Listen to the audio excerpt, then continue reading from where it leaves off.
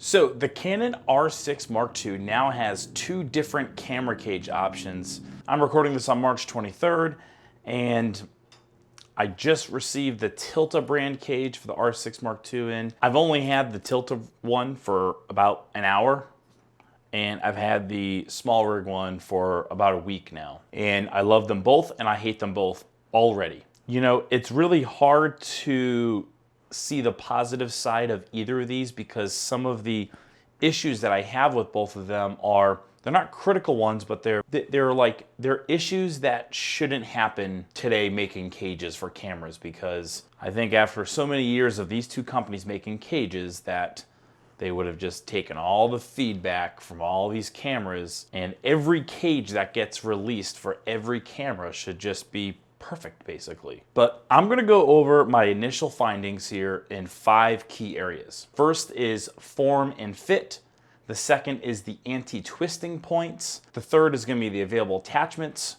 Fourth is the available accessories. And fifth is just some overall feedback and issues I have with it. And I suppose after a month or two of using either of these, you'd probably just kind of get used to its quirks. I just hate things that are quirky. Okay, the first one is form and fit. The Tilta cage definitely has a much snugger fit. It's actually what caused me to immediately buy this when I saw it online the other day, and I looked at some of the pictures, and I noticed how much more snug it was to the camera. In comparison, that's the first thing I noticed when I put the SmallRig cage on this camera, is how much extra room there was, which just kind of adds to the overall width, height, and depth of the camera. So as far as the form and fit goes, I think the winner definitely goes to Tilta here. It definitely just fits snugger. It doesn't leave a lot of excess room. Now, anti-twisting points. This is an important feature of any cage. One main benefit of having anti-twist points is that it does not allow the camera to rock left or right when mounted on a gimbal. So for instance, if you have your camera mounted on a gimbal without a cage and you only have the one screw point here, and you're kind of doing maybe like a pan that also has like a little bit of a roll involved, well, with a heavy lens and attachments, what's going to happen is the camera's going to tend to kind of basically loosen that screw on its own weight, and now basically the camera has now become unscrewed, and it's no longer stable, and it's not safe for the camera either. Most cages all have some sort of an additional mounting point, even though the camera does not. Let me just explain on the SmallRig how it does it and why it drives me nuts the way they designed this. It comes with these like little, I call them like little tabs, and they basically stick in the side here, and then when you do that, they stick into the camera strap area. So it does stop it from moving, but it comes with 2 of them. I suppose you'd only have to use one if you only wanted to use one.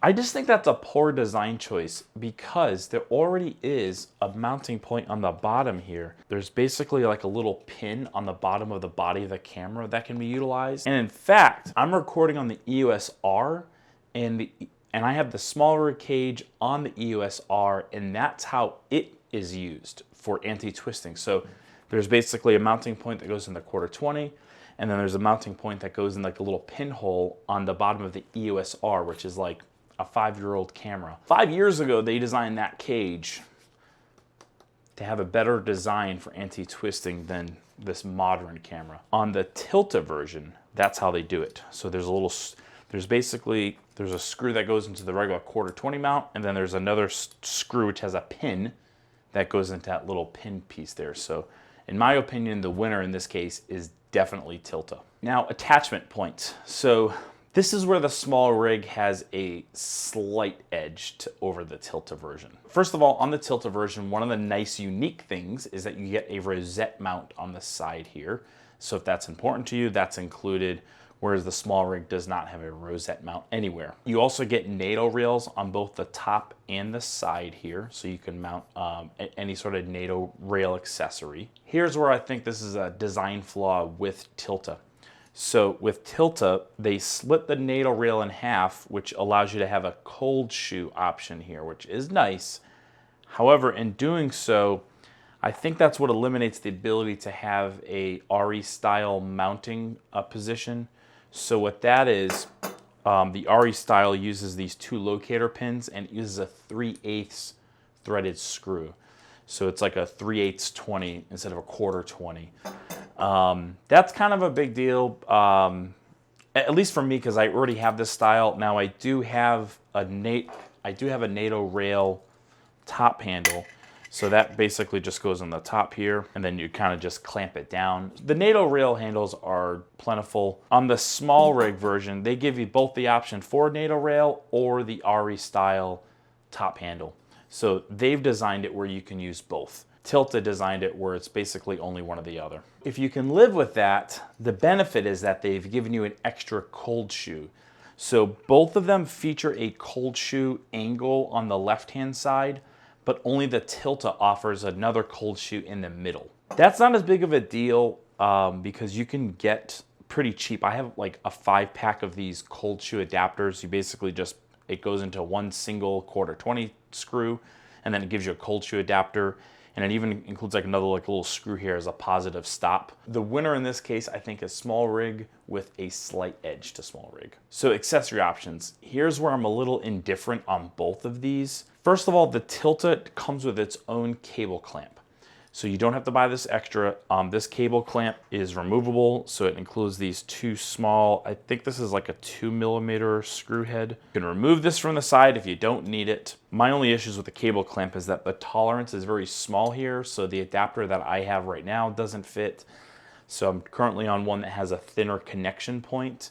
I don't know if perhaps Tilta makes one. Tilta doesn't make one that's specifically for the R6 Mark II. It's just a micro HDMI cable, but perhaps they have one that's kind of thin and made for these cable clamps that they have. The SmallRig, I don't have it, but you can get it additionally. It's made for all the new R series of Canon, so R5, the older R6, the R6 II. That one is kind of adjustable though, so it actually has like a little bit of adjustment point on what thickness of HDMI cable that you're plugging in. The other thing that's kind of annoying with the Tilta for the attachment points is the spacing on the 1/4 20. On the SmallRig, I can use almost any side handle that I want. On Tilta, and this is true of the other Tilta cages that I've had, none of the side handles that I have fit this spacing here. So it seems that they use their own unique spacing, which requires you to purchase their handles. Not a big deal if you're kind of kitting this stuff out for the first time, but you know, if you're upgrading like I am and you already have these things, these aren't cheap. I mean, these are, you know, with like a wood handle, they're like 50 bucks. To get the kind that is here where it has a cold shoe on the top, which I like because that's usually how I put my microphone, because the microphone won't fit along with the monitor mount on the top.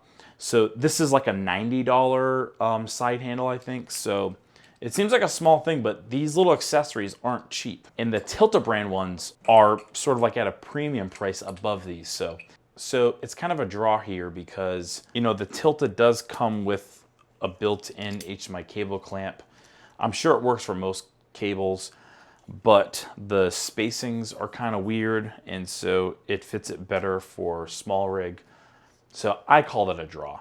Here's some overall feedback, and this is kind of a nitpicky thing, but I think it's kind of important. Again, you'll see some footage of this. The Tilta brand one is definitely more snug, and I like that because it's more snug. But notice what happens. The first time I put this camera cage on, couldn't get the microphone cable in. And I thought for a moment, oh, well, this is kind of like the HDMI thing where, you know, maybe this connection point is just too thick. But then I looked at all my other, you know, microphone patch cables that goes from the wireless receiver to the camera, and they're all basically about the same size. So I just said, oh, geez, this is a big design flaw. And actually what it really is, the camera, there's like a little bit of wiggle room in how the camera can attach, even with the little anti-twist screw. And that little bit of tolerance, what you have to do is you have to kind of like almost force twist it where the cage is just slightly angled, and then kind of lock it down. Even then, when the cable gets plugged in, I mean, it basically rides right up along that NATO rail. So that causes two problems. One, it feels like, I can't say for sure, but it feels like the cage is just ever so slightly pushing up against the microphone cable, which is not great because eventually that's just going to loosen the soldered connection inside, and that's going to be a fail point. The second thing is there's basically a limit to where you can put your NATO rail accessory. Let's say I had, this was the NATO rail accessory I was using. you can only put it up to a certain point here because it's now being blocked. Like that little bit of tolerance is now being blocked. While I do like that this is more snug, I would have appreciated just this particular part of the NATO rail just being pushed out just a few millimeters so that there's more clearance for the microphone input. That's almost a deal breaker for me. Even though that this is more snug, thinking long term, I feel like I could deal with the extra spacing on the SmallRig version and just paying the 20 bucks for the HDMI cable clamp than to potentially risk ruining the microphone port there.